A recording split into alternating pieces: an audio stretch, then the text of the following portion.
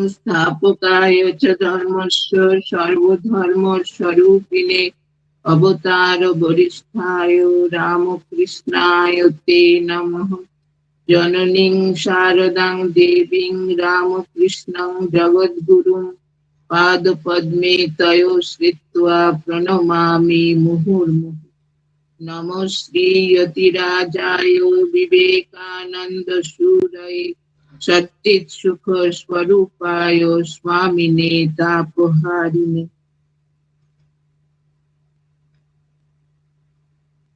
দিব্যত্রয়ীর শ্রীপাদ পদ্মে শতকোটি প্রণাম জানিয়ে আজকে সমবেত ভক্তমণ্ডলীকে শুভেচ্ছা জানাচ্ছি। আজ এই শুভ সন্ধ্যায় শারদায় নারী জাগরণ আয়োজিত দেবত্ব সমাবেশে আমাদের আজকের নিবেদন শ্রী রামকৃষ্ণের মাতৃভক্তি। শ্রী রামকৃষ্ণের মাতৃভক্তি এটি বহু আলোচিত বিষয়, কারণ তিনি অনেক সাধনা করেছিলেন, বহু সাধনা সিদ্ধি লাভ করেছেন, কিন্তু তার প্রধান সাধনা ছিল মাতৃ সাধনা। সেই সাধনাটি কি সেটা আমরা আজকে একটু জানতে চেষ্টা করব। প্রথমে স্মরণ করি তার উক্তি। তিনি কি বলেছেন? মহামায়ার লীলা প্রসঙ্গে তিনি বলেছেন যে আদ্যাশক্তির সাহায্যে অবতার লীলা। অবতার তবে কাজ করেন, তার শক্তিতে অবতার। সমস্ত মায়ের শক্তি। এই যে মায়ের শক্তি জগতের সব কিছুতে ওতপ্রোত হয়ে আছে, সেটা এই অবতারে ভগবান শ্রী রামকৃষ্ণদেব প্রথম থেকেই যেন প্রকাশ করেছিলেন।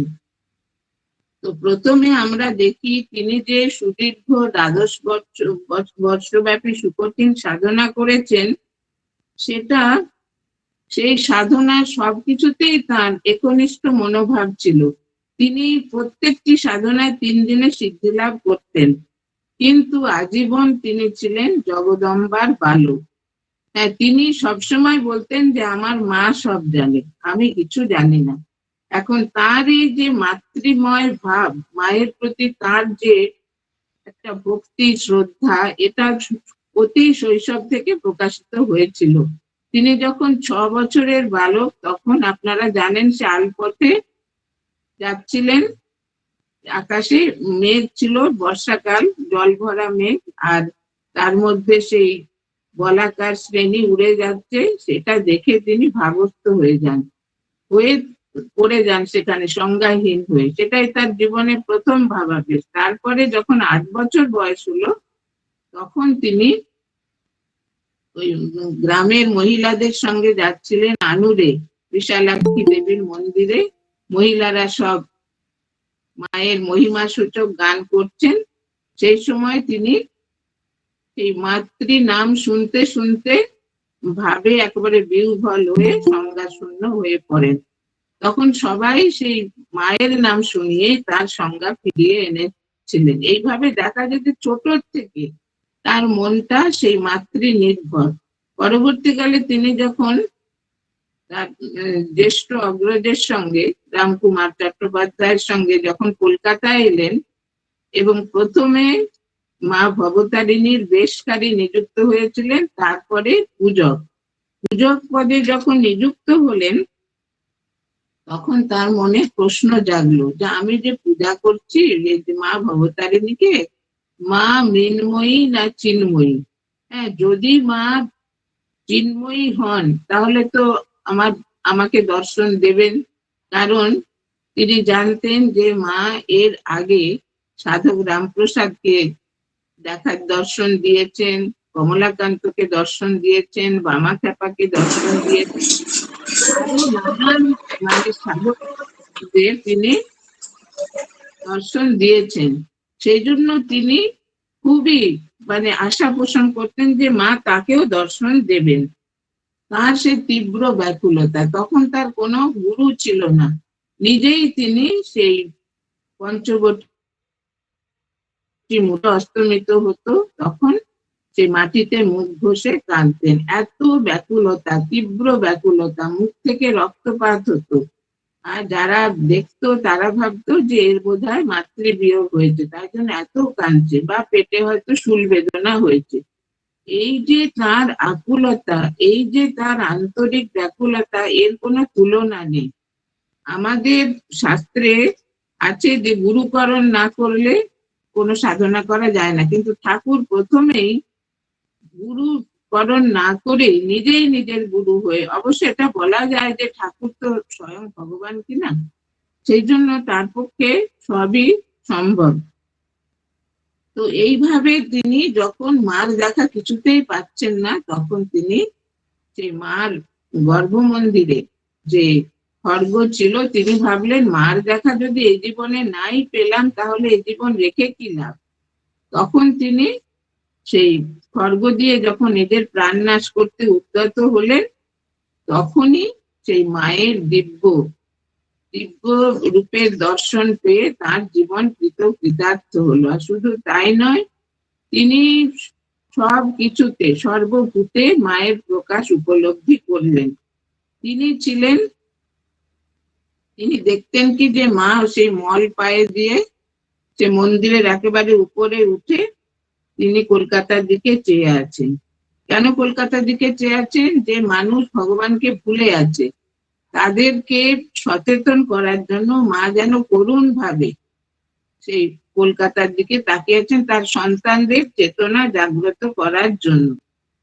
এইভাবে মানে প্রথম থেকেই তিনি মায়ের অস্তিত্বে এত বিশ্বাসবান ছিলেন, আর মাকে তিনি জাগ্রত, তিনি সেইভাবেই পূজা অর্চনা করতেন, এত ভালোবাসতেন যে মা ছাড়া তিনি কিছুই জানতেন না। তার যে জীবনের একটা যেন দিক দর্শন হয়ে গেল। তারপরেও মার দর্শন লাভ করার পরেও তিনি আরো সমস্ত আমাদের 64 খানা তন্ত্রের সাধনা, তারপরে ইসলাম ধর্ম, খ্রিস্ট ধর্ম, শেষে অদ্বৈত ধর্ম, সমস্ত কিছু সাধনা করেছিলেন। তো একদিন তাকে প্রশ্ন করেছিলেন যে আপনি তো মায়ের দর্শন পেয়েছিলেন, তারপরেও কেন আপনি এত সাধনা করেছেন এত কষ্ট করে? তখন ঠাকুর বলছেন, দেখো, রত্নাকরের তীরে যে বাস করে তার ইচ্ছা হয় কি, রত্নাকর মানে সমুদ্র, রত্নাকরে কত রত্ন আছে দেখি। তো মার দর্শন লাভ করার পরেও আমার কি মনে হয়েছিল যে মাকে অন্য ধর্মের লোকেরা কিভাবে দর্শন করে, কিভাবে উপলব্ধি করে, সেটা আমি দেখব, তাই আমার এই সাধনা। সুতরাং দেখুন, এই যে ভগবান শ্রী রামকৃষ্ণ দেব ঊনবিংশ শতাব্দীতে যে আবির্ভূত হয়েছিলেন, তার যে সেই মাতৃ সাধনা, এটা পৃথিবীর ইতিহাসে একটা অনন্য সাধনা। এইরকম সাধনা আমরা ইতিপূর্বে দেখিনি। আর তার জীবনে আমরা কি দেখতে পাই, যে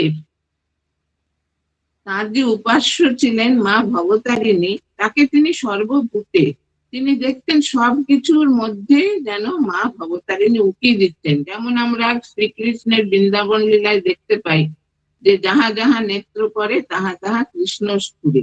এখানেও ঠাকুর যা কিছু দেখতেন, যা কিছু করতেন, সবকিছুতে সে মায়ের উপলব্ধি তিনি নিজে অনুভব করতেন। আর মা সম্বন্ধে তিনি, মা কালী সম্বন্ধে তার উক্তি আমরা এখানে একটু স্মরণ করতে পারি। ঠাকুর বলছেন যে আদ্যা শক্তি নানা ভাবে লীলা করছেন, তিনি মহাকালী, নিত্যকালী, শ্মশানকালী, রক্ষাকালী, শ্যামাকালী। তাহলে দেখুন, মা কালীর কত রূপ, আরো অসংখ্য রূপ আছে, কিন্তু ঠাকুরের প্রধান প্রধান রূপগুলোই ব্যাখ্যা করেছেন। বলছেন মহাকালী, নিত্যকালীর কথা তন্ত্রে আছে। যখন সৃষ্টি হয় নাই, চন্দ্র, সূর্য, গ্রহ, পৃথিবী ছিল না, নিবিড় আধার, তখন কেবল মা নিরাকারা মহাকালী মহাকালের সঙ্গে বিরাজ করছিলেন। আর শ্যামা কালীর অনেকটা কোমল ভাব, বরাভয় দায়িনী, গৃহস্থ বাড়িতে তাঁরই পূজা হয়।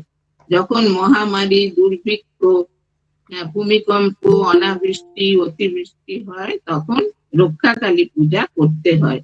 শ্মশান কালীর হচ্ছে সংহার মূর্তি, সব শিবা, ডাকিনী, যোগিনী মধ্যে শ্মশানের উপর তিনি থাকেন। হ্যাঁ, তারপরে ঠাকুর বলছেন যে কালী কি কালো? কালীকে তো আমরা কালো বলেই জানি, আমাদের তো সেই রকম দৃষ্টি হয়নি, কিন্তু ঠাকুর সেই সাধকের দৃষ্টি দিয়ে দেখেছিলেন বলে, উপলব্ধি করেছিলেন বলে বলছেন কালী কি কালো? দূরে তাই কালো, জানতে পারলে কালো নয়। যেমন আকাশ দূর থেকে নীল বর্ণ, কাছে দেখো কোনো রং নাই। তারপরে সমুদ্রের জল দূর থেকে নীল, এগুলো উদাহরণ দিচ্ছেন ঠাকুর। আর কাছে গিয়ে হাতে তুলে দেখো কোনো রং নাই।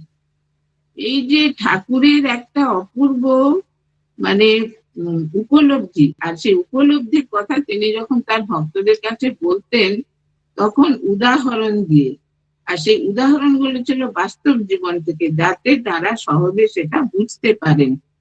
তো আমরা দেখি মা কালী সম্পর্কে ঠাকুরের যে আন্তরিক ভালোবাসা, আন্তরিক ভক্তি, আন্তরিক শ্রদ্ধা, সেগুলো তিনি মানে তার সমস্ত কথাবার্তা, আচার আচরণে প্রকাশ করেছেন। বলছেন যে তিনি যখন বলতেন মায়ের কথা তখন সবাই অবাক হয়ে শুনতো। আর ঠাকুরের গলা ছিল খুব সুমিষ্ট, তিনি মাকে গান শোনাতেন, সেই শ্যামা সঙ্গীত, মাতৃসঙ্গীত।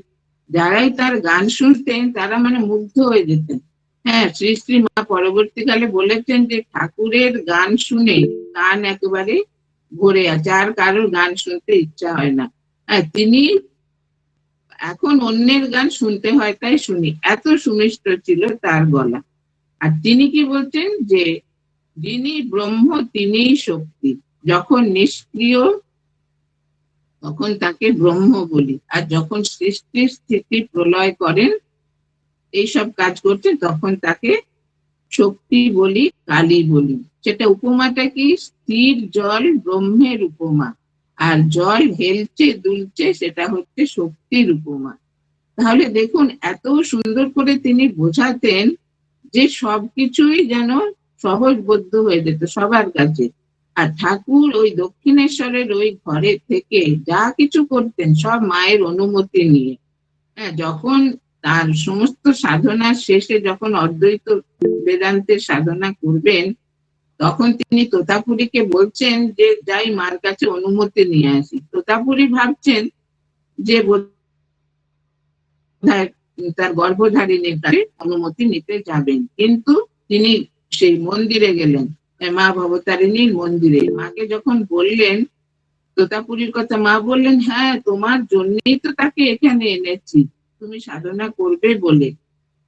সেই যে মায়ের অনুমতি নিয়ে তিনি অদ্বৈত বেদান্তের সাধনা শুরু করলেন, আর 3 দিনে সিদ্ধি লাভ করলেন। যে সাধনায় সিদ্ধি লাভ করতে তোতাপুরীর 40 বছর লেগেছিল সেটা তিনি 3 দিনে। তোতাপুরী তো অবাক যে এ কি মানুষ না দেবতা 3 দিনে সমাধিস্থ অবস্থা লাভ করলো, আর এই শিষ্য এ তো মানুষ নয়। তারপরে তোতাপুরী কোথাও বেশি দিন থাকতেন না, তিনি 3 দিনের বেশি কোথাও থাকতেন না, তিনি রমতা সাধু। তো সেই তিনি 11 মাস ছিলেন দক্ষিণেশ্বরে ঠাকুরের আকর্ষণে, আর তিনি এই শক্তি সাধনা মানতেন না। তিনি সে ব্রহ্মের মানে আজন্ম ব্রহ্মজ্ঞানী, তিনি সে ব্রহ্মজ্ঞানে একেবারে তন্ময় হয়ে থাকতেন। ঠাকুর যখন মায়ের নাম করতেন, হাততালি দিয়ে বা হরিনাম করতেন, তখন তিনি বলতেন কিউ রুটি ঠকতে হোক। মানে উনি পাঞ্জাব দেশের লোক ছিলেন, তো ওরা হাতে এরকম আটাটাকে করে রুটি করে, কিউ রুটি ঠকতে হোক, তুমি রুটি ঠুকছো কেন? এরকম ঠাকুর বলছেন আমি হরিনাম করছি তুমি বলছো, আমি মায়ের নাম করছি তুমি বলছো রুটি ঠুকছি।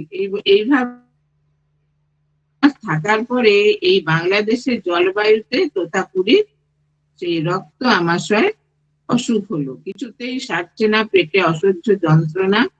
তখন তিনি ভাবলেন যে আমি এই শরীর আর রাখবো না, আমার তো ব্রহ্মজ্ঞান হয়েই গেছে, আমি এই শরীর মানে নিজেই পাত করে দেব বলে একদিন সবাই যখন ঘুমিয়ে পড়েছে রাত্রে বেলা সে গঙ্গায় শরীর বিসর্জন দেবেন বলে গঙ্গায় নামলেন। কিন্তু মায়ের কি ইচ্ছা, সে এই পার থেকে ওই পারে চলে গেলেন, কোথাও ডুববার মতো জল পেলেন না। আর শোনা যায় মা তাকে সেখানে দর্শন দিয়েছিলেন সে গঙ্গা বক্ষে।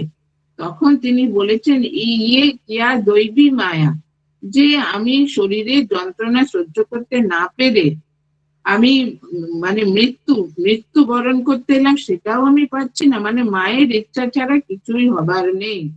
জলে স্থলে অন্তরিক্ষে সর্বত্র সে মায়েরই শক্তি কাজ করছে।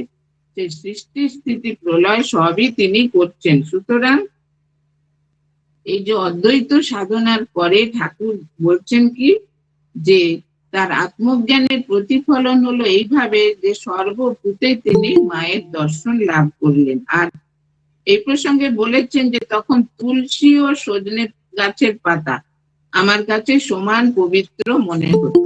আর দেখুন আমাদের দেশে তখন তো আপনারা জানেন যে পরাধীন দেশ, আর সে পাশ্চাত্য প্রভাবে আমাদের যে সনাতন ধর্ম একেবারে লুপ্ত হতে বসেছিল।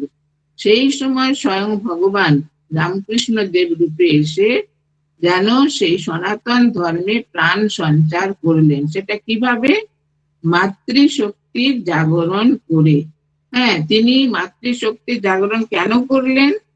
তিনি ঠাকুর বলতেন যে মাতৃভাব শুদ্ধ ভাব, আর মাতৃভাব সাধনার শেষ কথা। এই যে মা কালীকে দর্শন করে তিনি সর্বভূতে মায়ের মহিমা উপলব্ধি করেছিলেন।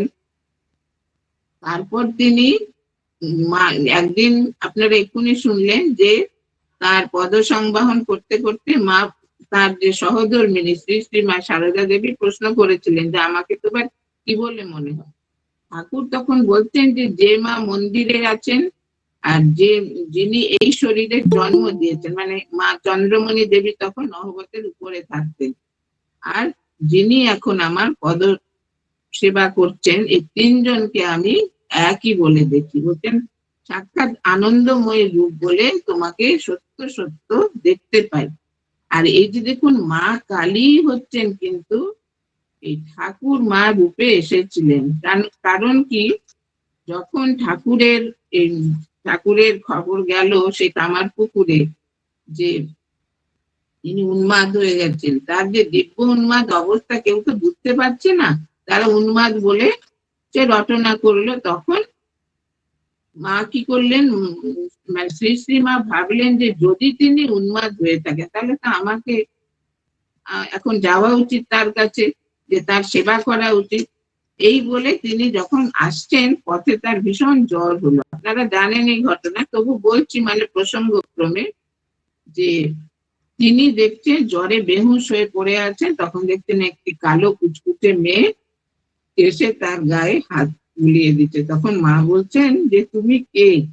পায়ে এক পা ঝুলো। বলছেন মা পা ধুতে কি কেউ জল দেয়নি?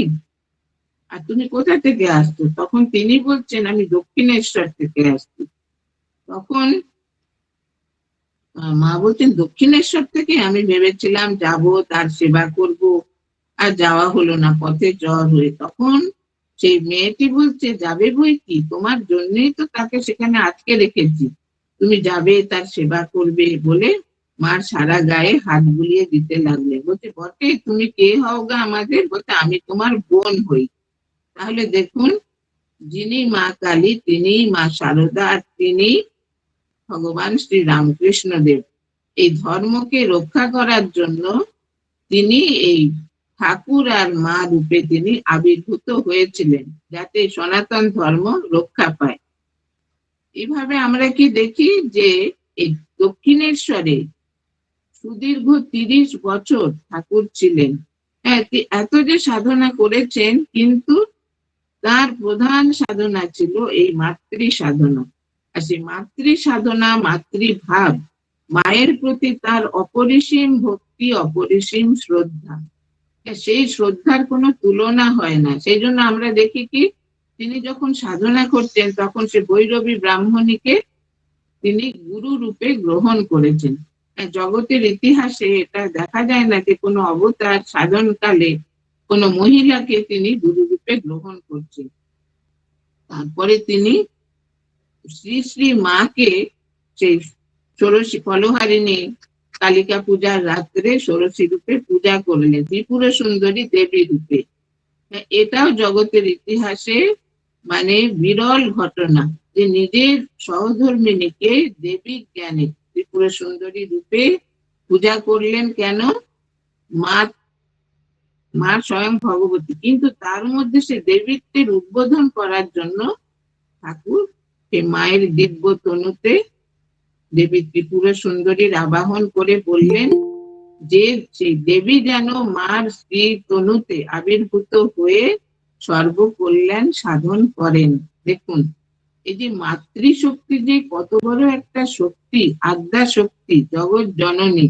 হ্যাঁ, জগতের সবকিছুর মূলে কিন্তু সেই আদ্যা শক্তির মহিমা, সেটা মানুষ ভুলতে বসেছিল। আর বিশেষ করে পাশ্চাত্য প্রভাবে আমাদের দেশ থেকে তখন মূর্তি পূজা একদম উঠে যাচ্ছিল। সেই সময় ঠাকুর এসে যেন সব কিছু উদ্ধার করলেন। হ্যাঁ, তিনি দেখছেন যে মা সর্বভূতে তো বিরাজ করছেনই, আর কখন কি করতে হবে না করতে হবে মা সব তাকে বলে দিচ্ছেন।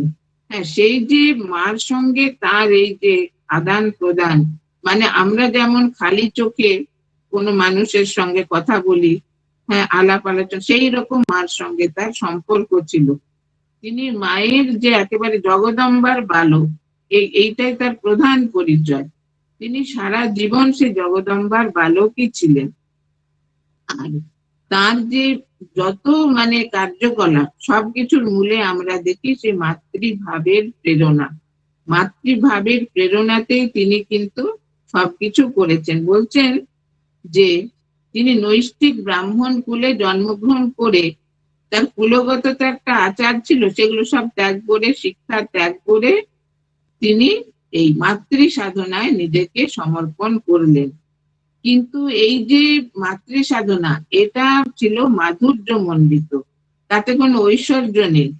তিনি মার কাছে সন্তান কিছু চায় না, শুধু মায়ের স্নেহ চায়, আর মাও সন্তানকে স্নেহ দিয়ে যেন পূর্ণ করে দেন। সেই স্নেহ ঠাকুর মা ভবতারিণীর কাছে অহরহ লাভ করেছেন। আর মাকেও তিনি সে আন্তরিক শ্রদ্ধা ভক্তি করে তার তার যে অন্তরের শ্রদ্ধা সেটা মার প্রতি নিবেদন করেছেন। বলছেন যে তার সঙ্গে পূর্ব অবতারের কোনো মিল নেই, শুধু একটা মিল কি, এই যে অহেতুক প্রেমের বিকাশ। হ্যাঁ, সমস্ত অবতার জীবনে আমরা দেখি কি তারা অহেতুক করুণায় জীবকুলকে রক্ষা করেন, ধন্য করেন, তাদের জীবনকে উন্নত করেন, তাদের মনের উত্তরণ ঘটান। ঠাকুরও সেই, ঠাকুর সেই তার সে অহেতুক করুণার দ্বারা কি গৃহী কি সন্ন্যাসী সবার মানে তার যে অন্তরঙ্গ পার্শ্বদ সবার মনকে এমন এক উচ্চ স্তরে উন্নীত করেছিলেন যে আজ দেখুন সারা পৃথিবী ঠাকুরের নামে একেবারে মানে মশগুল বলা যায়, যে সবাই তাকে জানে, অন্য সম্প্রদায় হলেও কিন্তু জানে। আর ঠাকুরের মধ্যে মথুর বাবু তো দেখেছিলেন শিব শক্তির প্রকাশ, আপনারা জানেন সে দক্ষিণেশ্বরের ঘটনা। আর মহাপুরুষ মহারাজ একবার দেখেছিলেন কি, যে ঠাকুর সমাধিস্থ হয়েছেন, তখন বলছেন যে ঠাকুরের মানে সামনে একটা জ্যোতির রেখা, পেছনে একটা জ্যোতির রেখা, সেটা ঠাকুরের স্বাধিষ্ঠান থেকে উঠে সহস্রারে মিলিত হলো। তখন তার কেশ, শ্বশ্রু আর লোম রাজি খাড়া হয়ে উঠেছিল। এইভাবে ঠাকুরের মধ্যেই মা ভবতারিণী যেন লীলা করতেন। তিনি লীলা করতেন ঠাকুরের শরীর অবলম্বন করে। আর বর্তমান যুগোপযোগী শিক্ষা দিতে তিনি এসেছিলেন, সেইটা ধারণা করতে হবে। বলছেন ঠাকুর একদিন দেখছেন যে ঠাকুর বলছেন যে আমি যার যা ভাব সেই ভাব রক্ষা করি। এইখানেই ঠাকুরের বিশেষত্ব। হ্যাঁ, তিনি যে মাতৃভাবে একেবারে বিভোর ছিলেন, কিন্তু কেউ যদি অন্য সম্প্রদায়ের হতো তাকে তিনি সেই সম্প্রদায়ের যে ইষ্ট তার কথাই বলতেন, বলতেন যে তুমি ইষ্টে নিষ্ঠা রাখবে। আর এটা বলছেন যে ঠাকুরের জ্ঞান পূর্ব থেকেই ছিল, তবে তিনি মানব শরীর তো ধারণ করেছিলেন, সেই জন্য বাল্যকালে সেটা আবৃত ছিল। যখন তার বয়স হলো একটু, সাধন যখন তিনি শুরু করলেন, সাধন সমুদ্রে ডুব দিলেন, তখন তিনি সেই তার ভেতরের যে রত্ন সেটা যেন প্রকাশিত হলো। আর ঠাকুর নিজে বলছেন কি যে তাই ভাবি এর মধ্যে মা স্বয়ং ভক্ত হয়ে লীলা করছেন।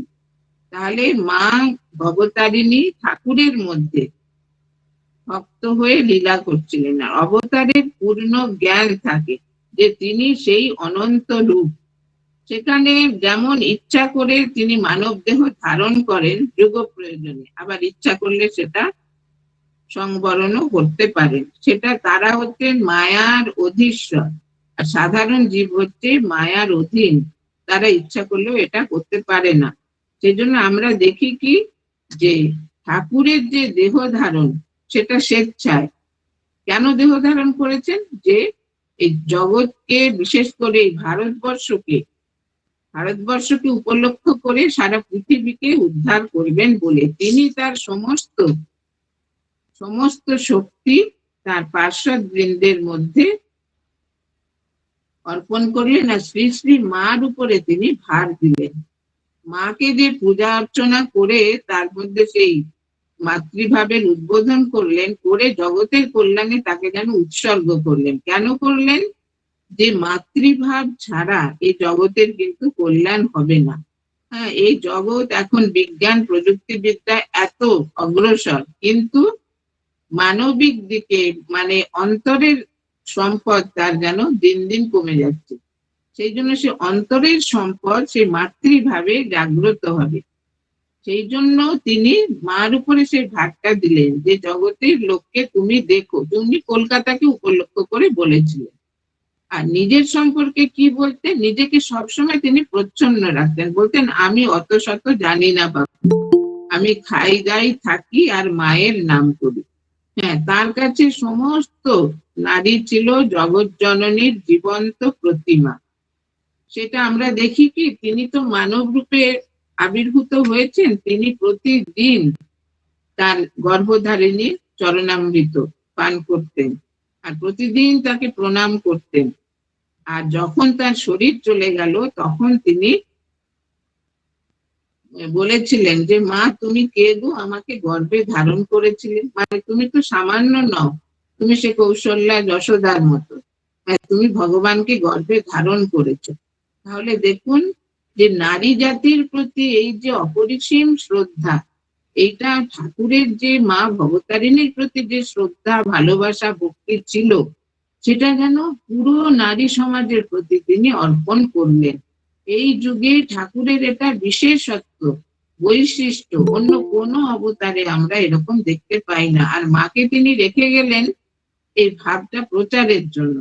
মাকে একবার একজন প্রশ্ন করেছিলেন যে মা অন্য অন্য অবতারে তো শক্তি আগেই লীলা সংবরণ করেছেন, তো এবারে আপনাকে ঠাকুর রেখে গেলেন কেন?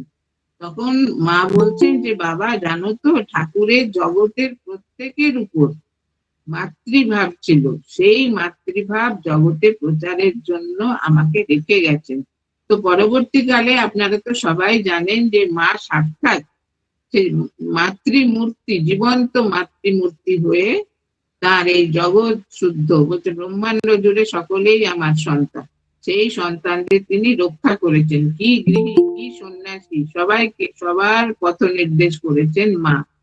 তাহলে দেখুন ঠাকুর যে এই যে মাতৃভাবে মা ভবতারিণীর চরণে নিজেকে যে সমর্পণ করে যে অমূল্য সম্পদ লাভ করেছিলেন, যে সাধন সম্পদ, সেই সম্পদ তিনি জগতের কল্যাণে শ্রী শ্রী মায়ের চরণে অর্পণ করলেন।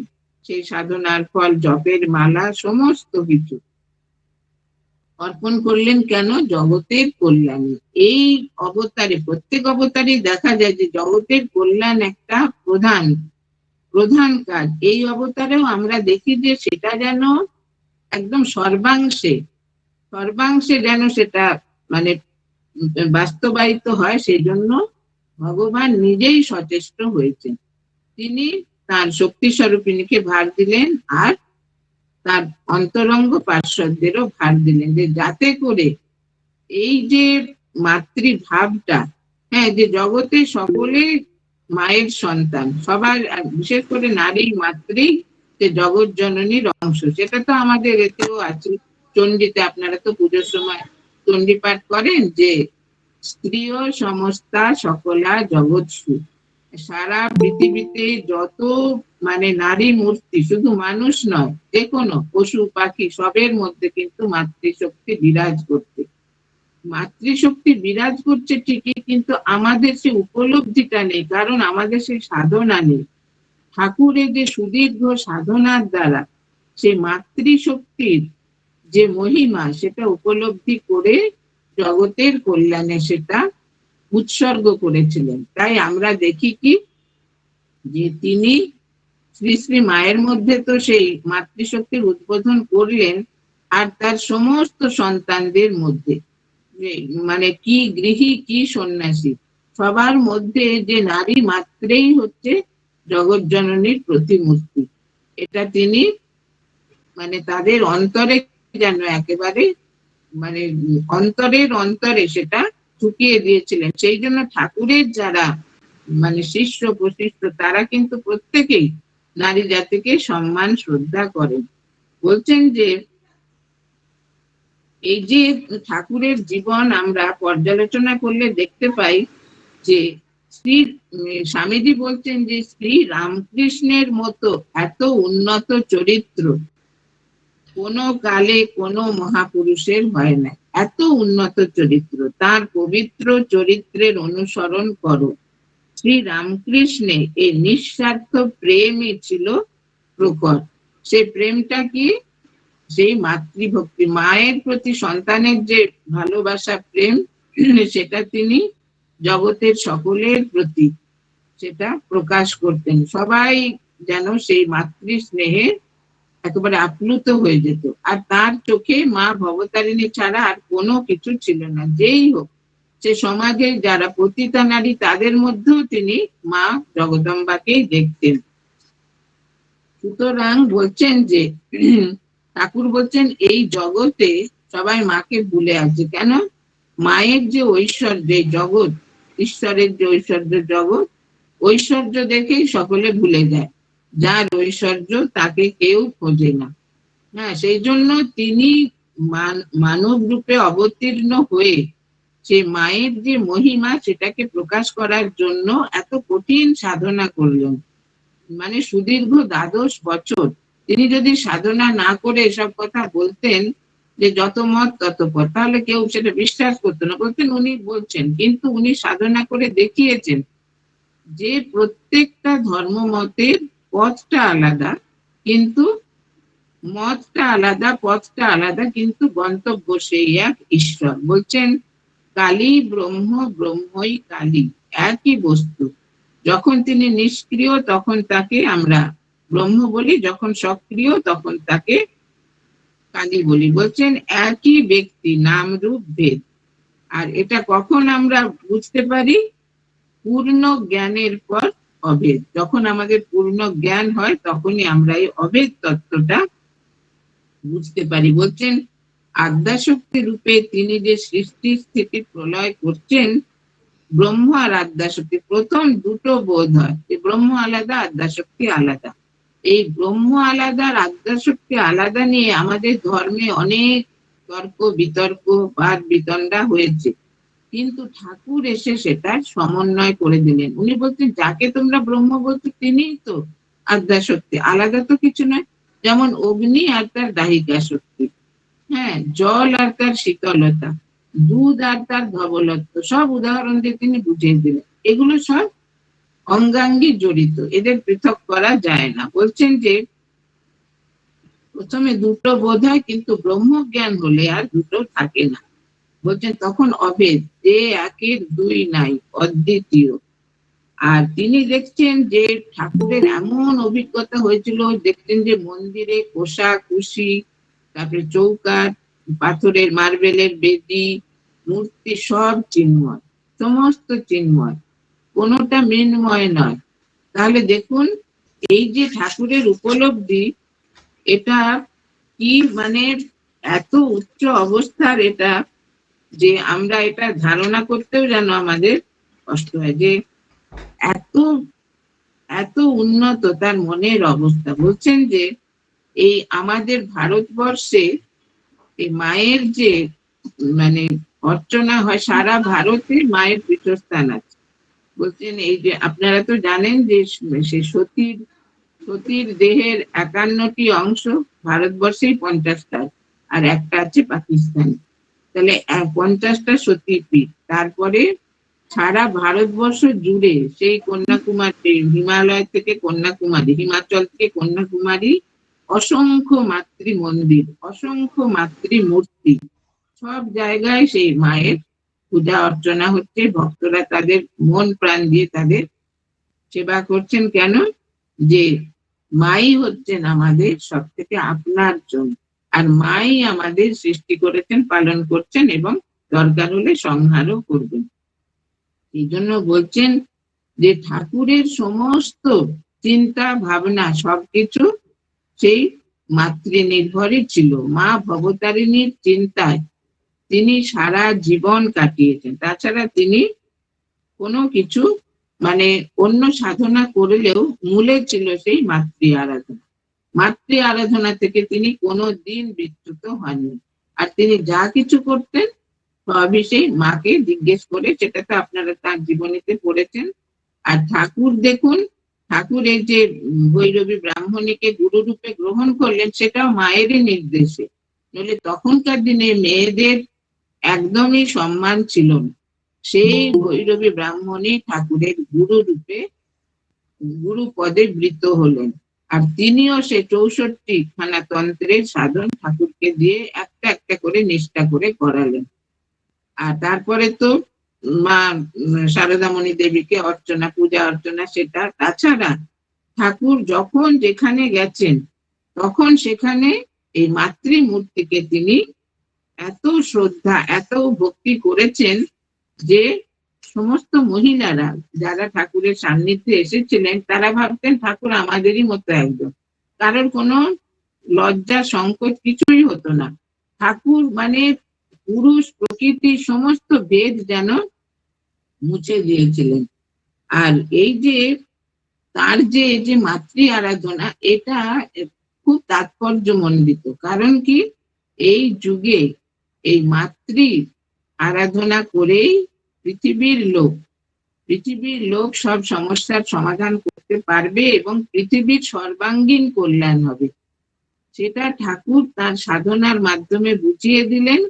আর তার শক্তি স্বরূপিণীকে সেই শিক্ষাটা দিলেন যে মাতৃমূর্তিতে তিনি জীব উদ্ধার করবেন।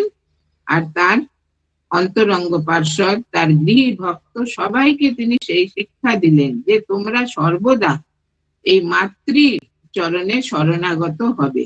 হ্যাঁ, মা হচ্ছেন স্বেচ্ছায় তিনি এই জগৎ সৃষ্টি করেছেন।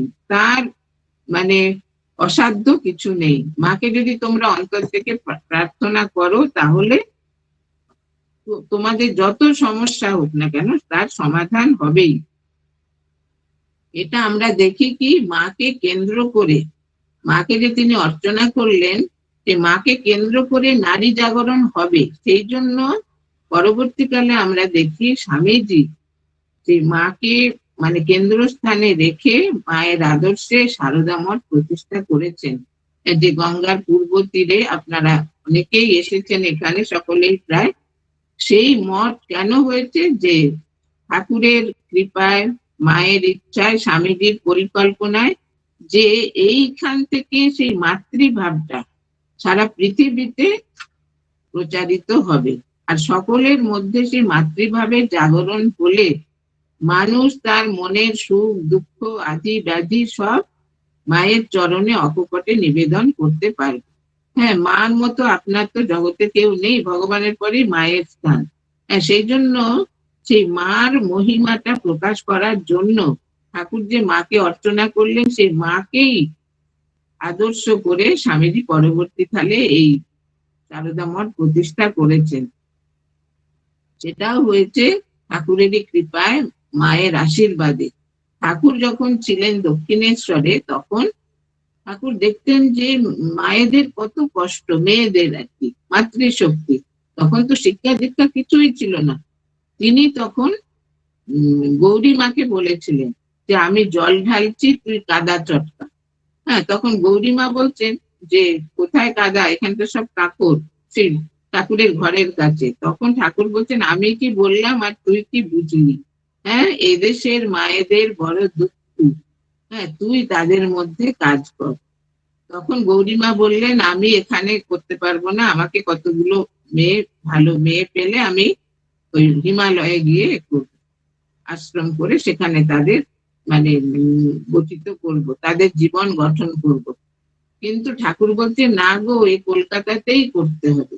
দেখুন, ঠাকুর এত কৃপাময়, এত দয়ালু ছিলেন যে মায়েদের, মেয়েদের কষ্ট তিনি সহ্য করতে পারতেন না। মায়েরা যদি উপবাস করে তার কাছে যেতেন, তিনি আগে এতে নহবতে পাঠাতেন, আর মাকে বলে দিতেন, শ্রী শ্রী মাকে, যে কিছু খেতে দাও, আগে কিছু খেতে দাও, তারপরে এদের শুকনো মুখ আমি দেখতে পারি না। হ্যাঁ, যেমন ঠাকুর নিজের গর্ভধারিণীকে এত ভালোবাসতেন যে মা কষ্ট পাবেন বলে সে ছোটবেলায় যখন তিনি তাদের সে গ্রামে অনেক সাধুরা আসতেন, তো ঠাকুর যেতেন, বাচ্চা ছেলে তো, তখন তারা একদিন গেরুয়া কৌপিন এগুলো পরিয়ে দিয়েছেন। তখন মার কাছে গিয়ে যে দাঁড়িয়েছেন, মার চোখে জল। ঠাকুরের এত কষ্ট হলো যে মার চোখে জল, তাহলে জীবনে কোনোদিন তিনি গেরুয়া ধারণ করেননি, অথচ তিনি ত্যাগীশ্বর। হ্যাঁ, তিনি যখন অদ্বৈত বেদান্ত মতে মানে সাধনা করবেন, তখনও তিনি গেরুয়া ধারণ করেন, সেই সাদা কাপড়। কিন্তু সাদা কাপড়ে কেন করেননি? যে মার মনে কষ্ট হবে, মার চোখে জল দেখেছিলেন। তাহলে দেখুন কতখানি তিনি মাতৃভক্ত এই জাগতিক ক্ষেত্রে। আর যিনি জগতের অধীশ্বরী, জগদীশ্বরী, জগৎ জননী, আদ্যাশক্তি, তার প্রতি তার ভালোবাসা তাহলে কত গভীর, কত মানে অসীম, অপরিসীম, সেটা মানে ব্যাখ্যা করা যায় না, সেটা মানে উপলব্ধি করা যায়। সেই জন্য মা যেমন অনন্ত, অনন্ত অসীম, মায়ের প্রতি ঠাকুরের ভালোবাসাও তেমনি অনন্ত অসীম, তার কোনো সীমা নেই। সমুদ্রের মতো, আকাশের মতো, মানে তার জীবনের কেন্দ্রবিন্দু ছিলেন মা। আর তার জীবনের বাইরে, অন্তরে, বাহিরে সর্বত্রই মা পরিব্যাপ্ত ছিলেন। সুতরাং মা ময় তিনি, মায়ের নামে তন্ময়, মাতৃ নামে আর মায়ের ভাবে তিনি একবারে বিভোর। হ্যাঁ, আর কিছু তিনি জানতেন না, যা কিছু তার হতো সমস্ত তিনি যে মায়েরই মুখাপেক্ষী, যেন একটা ছোট্ট 5 বছরের ছেলে মার মুখের দিকে তাকিয়ে আছে। তাহলে দেখুন, এই যে একটা অপূর্ব মাতৃভাব, এটা জগতের ইতিহাসে এর পূর্বে কোনোদিন হয়নি। জগতের ইতিহাসে একটা উল্লেখযোগ্য ঘটনা। অনেক সাধক এসেছেন, অনেকবার অবতার আবির্ভূত হয়েছেন, কিন্তু এই মাতৃশক্তিকে এত শ্রদ্ধা, এত ভালোবাসা আমরা আর কোনো অবতারে দেখিনি। আর অন্তর থেকে তাদের উন্নতির জন্য চেষ্টা করা, এটা এই জগতের ইতিহাসে আমরা প্রথম দেখলাম ঊনবিংশ শতাব্দীতে এই ভগবান শ্রী রামকৃষ্ণ দেবের জীবনে। হ্যাঁ, তিনি তো বেশি দিন এই জগতে ছিলেন না, তিনি হচ্ছেন খাঁটি সোনা। খাঁটি সোনা তো গরম হয় না, তিনি তাতে খাদ মেশাতে হয়। সেই জন্য তিনি যখন লীলা সংবরণ করলেন, তখন একটা পাকাপোক্ত ব্যবস্থা করে দিলেন যে এই মাতৃভাবটা যেন, এটা যেন চলতে থাকে জগতের সকলের কল্যাণের জন্য, জগতের সর্বাঙ্গীন কল্যাণ। এটা ভগিনী নিবেদিতা বলেছিলেন যে ভগবান শ্রী রামকৃষ্ণ দেবের সকলের প্রতি, হ্যাঁ, যে মাতৃ স্নেহ ছিল, মাতৃভাব ছিল, ভালোবাসা ছিল, সেই ভালোবাসা তিনি যেন একটা পাত্রে করে জগৎকে উপহার দিয়েছেন। আমাদের মা, শ্রী শ্রী মা হচ্ছেন সেই পাত্র, ভগবান শ্রী রামকৃষ্ণ দেবের বিশ্ব প্রেম ধারণের পাত্র। কি অপূর্ব দেখুন, মানে ভগবানের বিশ্ব প্রেম, এটা আপনারা ধারণা করতে পারেন কি? ভগবান তো প্রেমেই তো আবির্ভূত হন। ঠাকুর, স্বামীজি বলতেন, ঠাকুর হতেন লাভ পার্সনিফাইড, মানে মূর্তিমান প্রেম।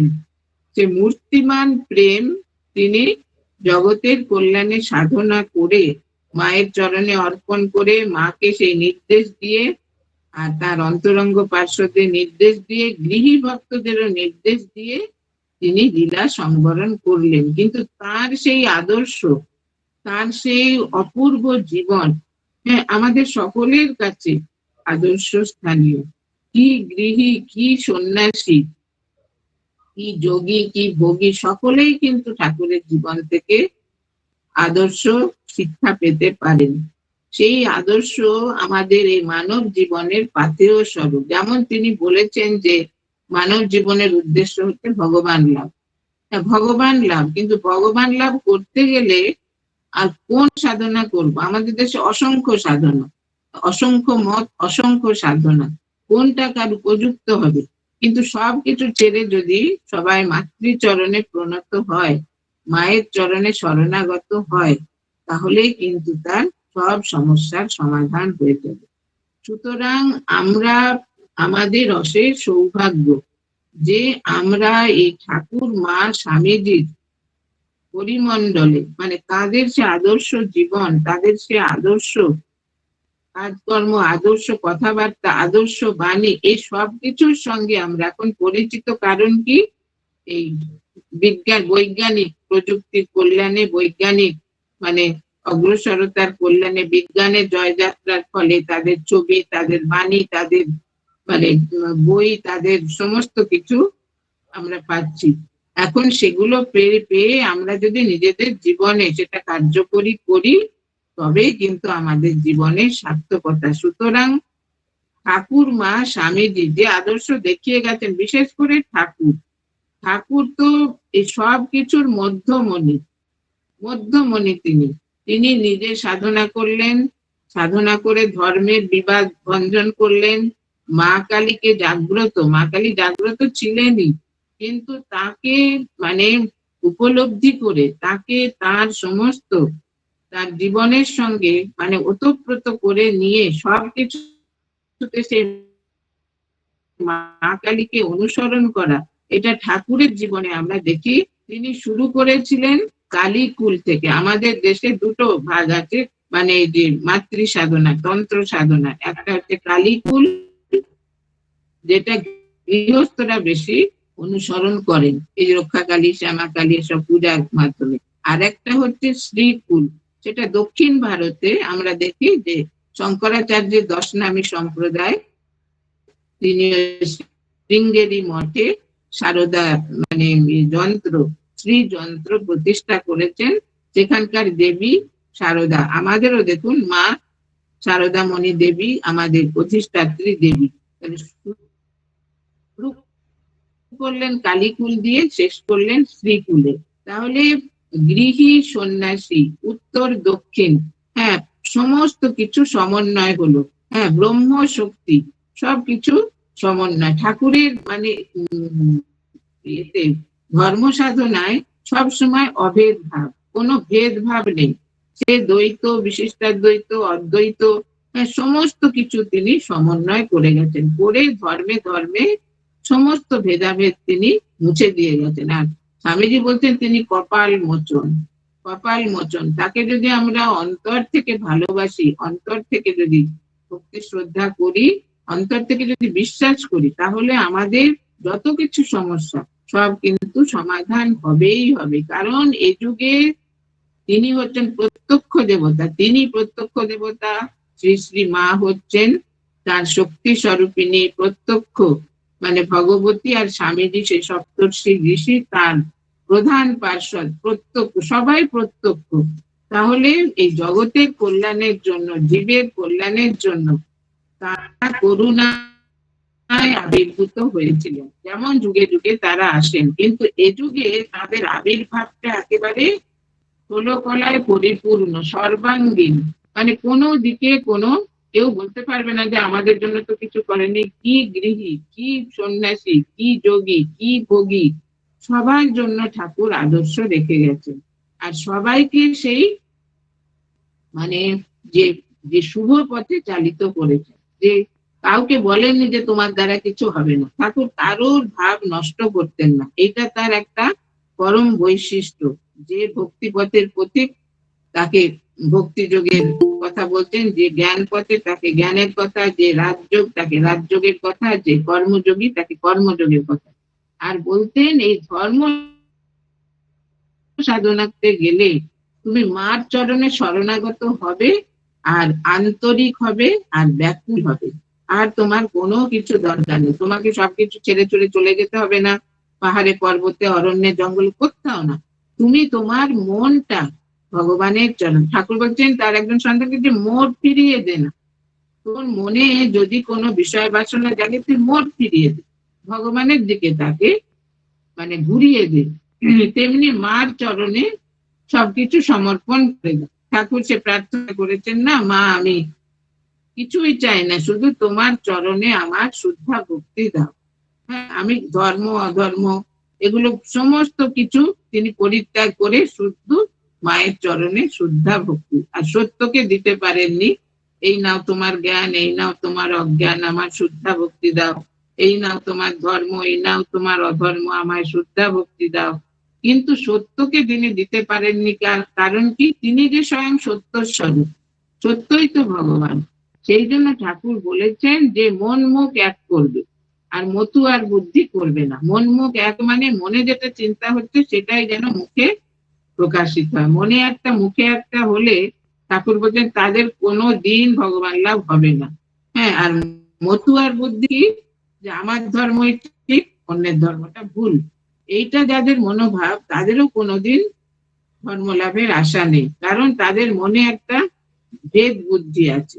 কাজে ধর্ম লাভ করতে গেলে সেই অভেদ তত্ত্বে প্রতিষ্ঠিত হতে হবে। যে যে কোনো ধর্মই হোক না কেন, সবাই কিন্তু সেই জগন্মাতাকেই মানে প্রার্থনা করতে, সবাই সে জগদীশ্বরকেই প্রার্থনা করতে, তারাই কিন্তু সকলের উপাস্য।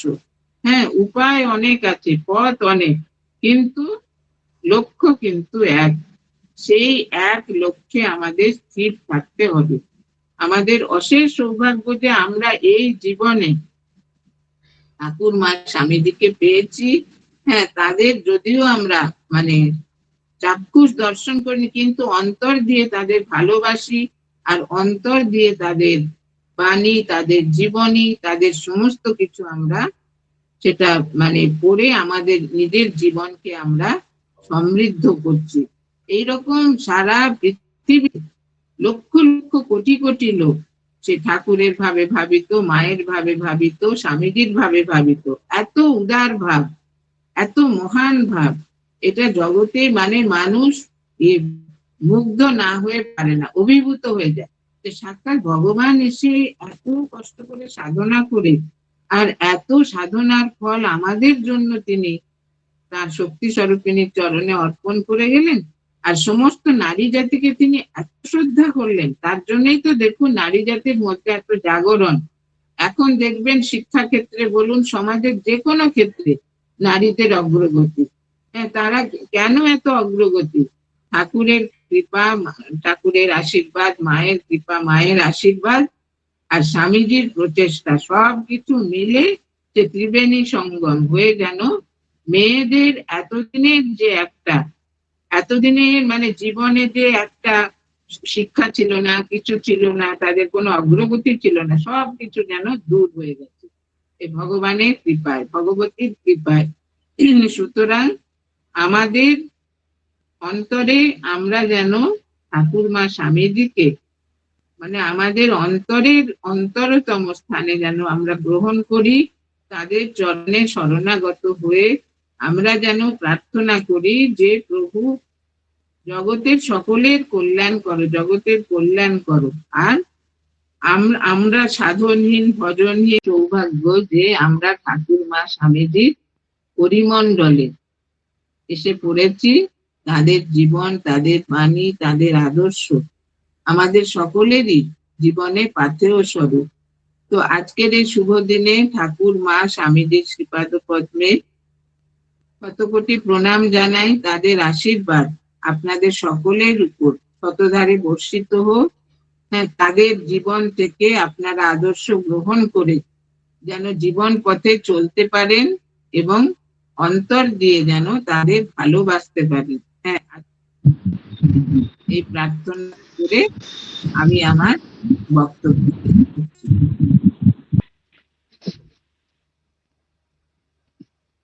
আজকে দেবত্ব সমাবেশের অন্তিম পর্যায়ে আমরা এসে গেছি। এখন আজকের অন্তিম নিবেদন সঙ্গীতাঞ্জলি নিবেদন করবেন সিস্টার ভাস্বতী ভট্টাচার্য।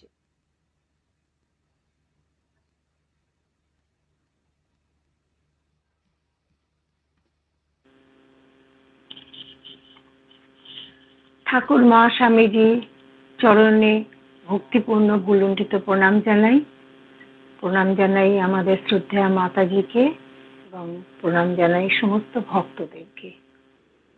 আমি শুরু করছি স্বামী চন্ডিকানন্দের একটি ঠাকুরেরকে নিয়ে লিখেছেন একটি গান, সেই গানটি নিবেদন করছি মায়ের চরণে। মা মা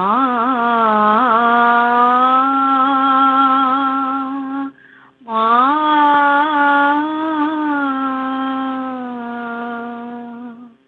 শ্রীরাম কৃষ্ণ প্রেম সুরধুনী করুণারূপিণী মায়া আমার।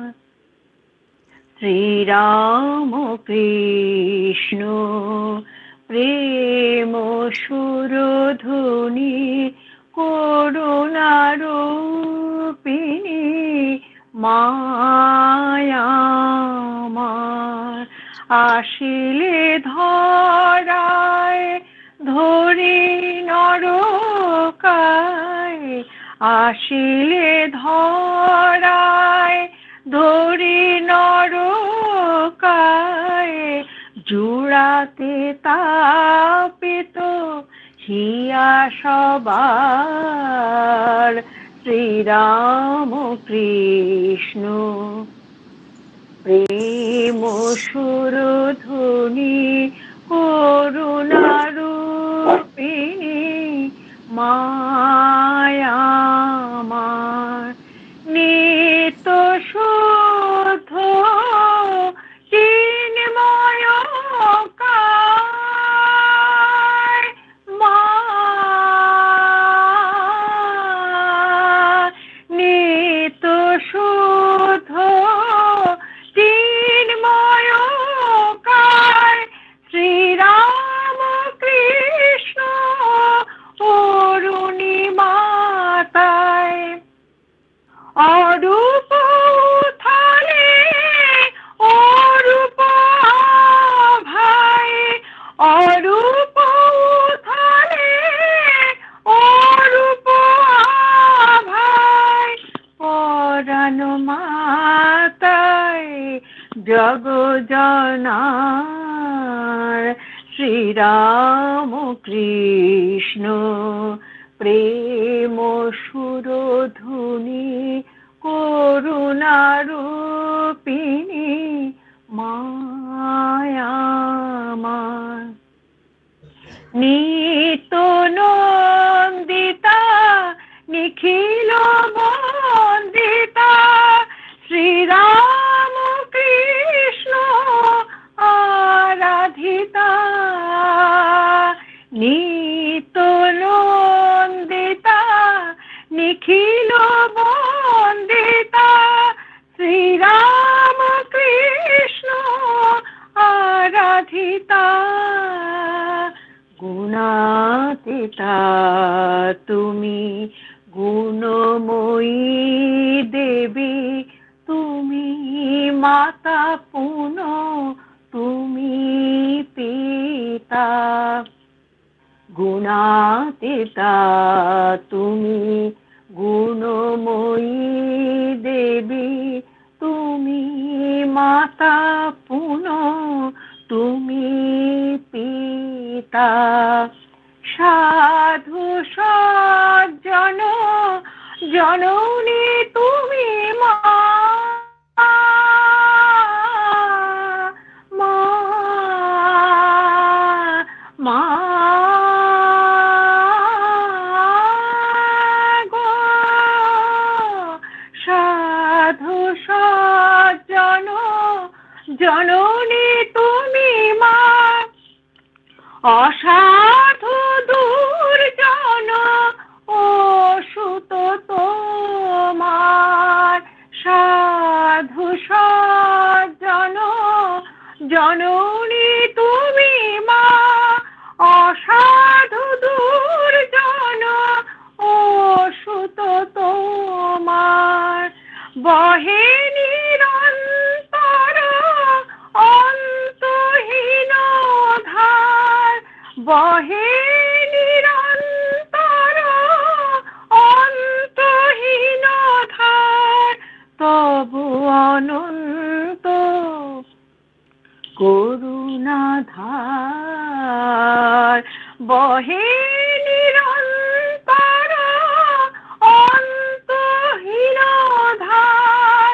বহে নিরন্তর অন্তহীন ধার, প্রভু অনন্ত করুণাধার। শ্রীরাম কৃষ্ণ প্রেম সুরধুনী, করুণারূপিণী মায়ামার। আসিলে ধরায় ধরি নরকায়, আসিলে ধরায় ধরি নরকায়, জুড়াতে তাপিত হিয়া সবার। শ্রীরাম কৃষ্ণ প্রেম সুরধুনী, করুণারূপিণী মায়ামার।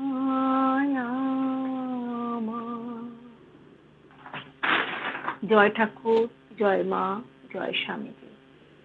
প্রণাম সকলকে, মাতাজিকে প্রণাম। জয় ঠাকুর, জয় মা, জয় মা।